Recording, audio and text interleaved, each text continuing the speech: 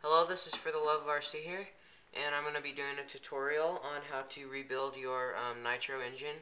In this case, is going to be the Traxxas 3.3 racing engine. So here's the main parts that you're going to need: your block, your head, your back plate, your carburetor. Your carburetor, this is kind of like a locking device that basically goes through this hole right here and then around your carburetor. We'll get to that later. Your sleeve, your this is actually optional. You don't have to have it, but it just goes on the top of your head, so your head doesn't get all scratched up and stuff from when you flip it. And you're gonna need, this is a pin that goes inside your piston, which is right here, and I'll show you how to put that in a second. And your rod. You're also gonna need an easy start, a roto start, or a pull start to basically turn over your engine to start it. So the first thing that you're gonna need to do is find your rod, and it's not supposed to look like this. This is actually cracked. I'm not going to be running this motor, so I'm just going to put it in. So basically your rod just sits inside your piston like that, but it's supposed to be closed up like so.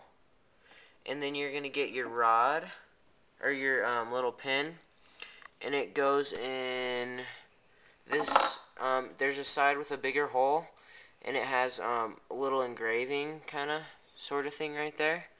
And then there's a crack right there. That's not supposed to be on yours, but it's on mine. And so you're going to get your pin, and the side that has the little beveled part out in your piston, you're going to put the little tab in there, and then push down your the rod sort thing. And you're going to get this little retainer piece right there. I don't know if you can see it on the end of the pliers, but you see that? Anyway, you're going to, I know my rod fell out, but it's broken, so I can put it back in. So anyway, you're going to just kind of stick this piece, and it is kind of hard to do, so it might take me a second.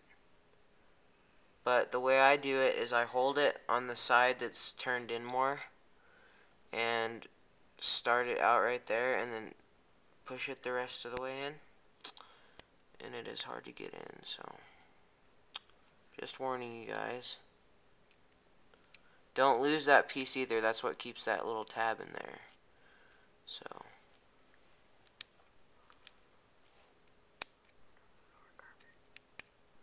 and I also wouldn't do this over carpet, because if you lose this, this is like a vital part to rebuilding your motor. So if you lose that, you basically can't run your motor, engine, whatever you guys want to call it. So this is basically going to be the rod, and there is a part, it's almost like a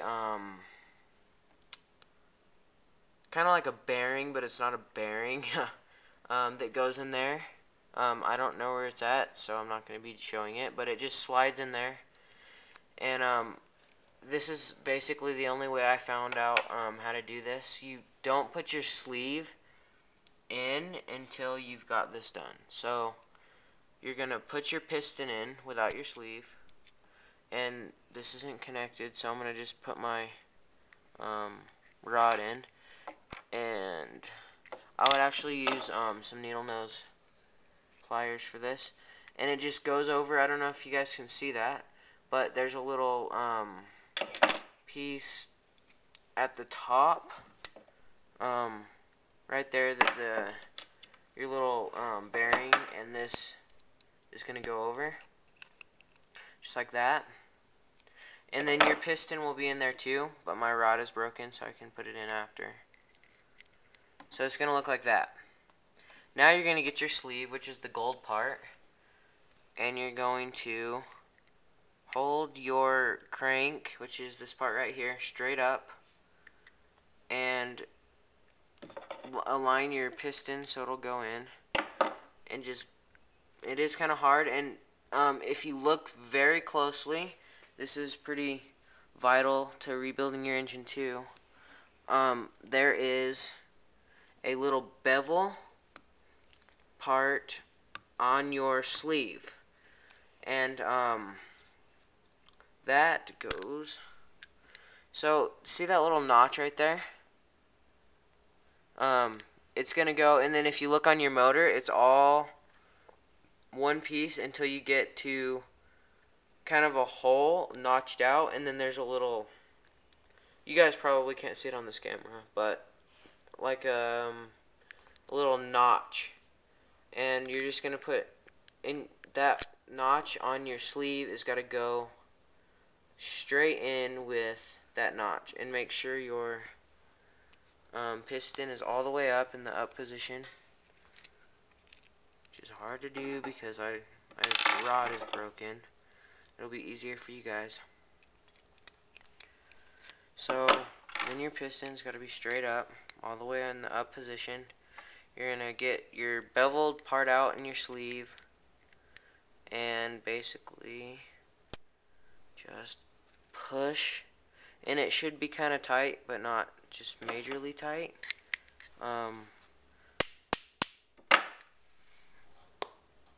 Like mine, it shouldn't be this tight, but it is because this motor's a piece of junk.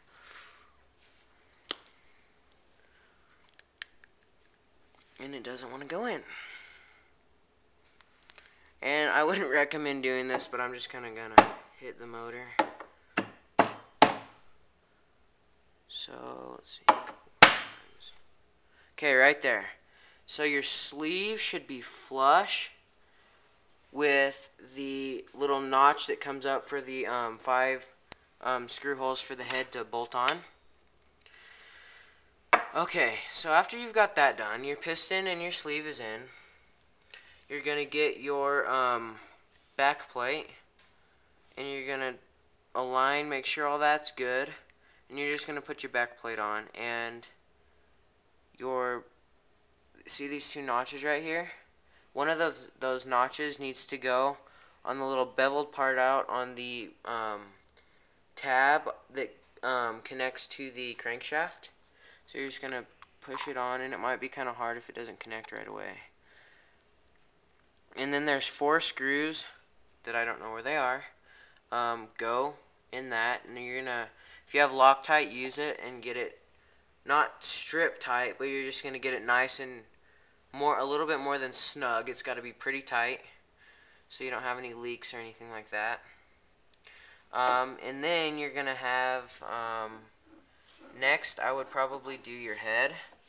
So you're going to align it so you can spin it, and it doesn't really matter if it goes on this way, but I think see how it matches up when it's just like this with the block. That's the way I would put it, because I think it just looks the best. I don't think it has to be like that, but. And then you're going to have 5 screws that go in there, and I would put Loctite on those too and get them just a little bit tighter than snug so you don't have any compression problems. And after that, you're going to put your plate on, and your plate, so basically the part see that little groove right there? That's where your wire for the Easy Start comes down and then goes under. So you're going to put that straight to the back, just like that. And it's not right, so it's got to be, this needs to be turned around like that. Okay. So so it's just going to look like that. Then your wire for your Easy Start is just going to come down and go under there. And there's 5 screws that go in there too. And those just tighten down, and what it does is it opens up some prongs that hold it into the head. And now you're going to do your carburetor, and make sure that okay, so you're looking at your motor like this. The crankshaft is facing you, and your carburetor goes in right there. So your slide is going to go to the right of it when you're looking at it, and your high needle setting is going to be on the left. So you're just going to push it in, but before that, you got to put this in. So this has a bolt on the end that I don't know where it is, but you're just going to push it straight in from the left side, just like that. Now you're going to put your carburetor in. Remember how I told you to do it. Then it is a 7/32, I believe, size that nut that you tighten it down with. And I'll do a socket and then get it pretty tight. I mean, it doesn't have to be just a little before snug, so not snug, but and now you're gonna get, there's also, for if you have the Easy Start, there's only 3 screws, but it's gonna go on. So if you're facing the back of your motor where the exhaust is, you're gonna put your motor on, and the motor to the Easy Start should be on the left. And you're just gonna, oh, and make sure you have your one-way bearing. And if you look closely at your one-way bearing, I have one, but I don't know where it is. There's 2 sides on your one-way bearing. The side that has the beveled out part will go out. This Easy Start doesn't have any gears in it, but the side with the bevel faces out, and the side without the bevel faces in towards your motor. So when you're looking at it, the side with the beveled part is going to be facing you. So once that's done, you're just going to stick it on. It may be kind of hard. You may need to turn the motor over to get it aligned. And then you're going to just snug down your 3 screws. And a little tip, it is hard to get to your exhaust with it like this. So I'd put your exhaust on, just the manifold part, before you do the Easy Start. Just because it'll make your life easier. Then you just put the 3 screws on to the Easy Start, and it'll look like that. So you'll have your manifold, your Easy Start, and I also did a video on how to put your bell gear on, which goes right here, and you guys can just look that up and see it. So oh, and your glow plug too, I'll show you. You are supposed to have your glow plug and one of these brass, I think that's what it is, or copper rings that goes on your glow plug, and it goes on just like this. And when you do it, this did come apart, so don't worry. It's the same when you do have your motor. Tip your motor upside down. Get your 8mm wrench is what I use, and just put it in there. It's never harmed the tip of the glow plug for me, but so I get it in there and I twist it backwards until I feel a pop. And then all this does is just make sure that your threads are aligned, and once you feel a pop or hear a pop, then you're gonna go and turn it right and tighten it down. If you do switch out glow plugs a lot, like if you're frying them for some odd reason, and you take your glow plug in and out a lot, finally, if you don't turn it backwards, your threads will get finally so mashed down that it doesn't even have compression inside there, and that's not good at all. So once you have your motor all put together, it looks a little bit like that. So thank you guys for watching. I hope this helps. Comment, rate, and subscribe. And if you need any more tutorials, just leave me a comment or a personal message, and I'll get back to you guys. Thank you very much, and God bless.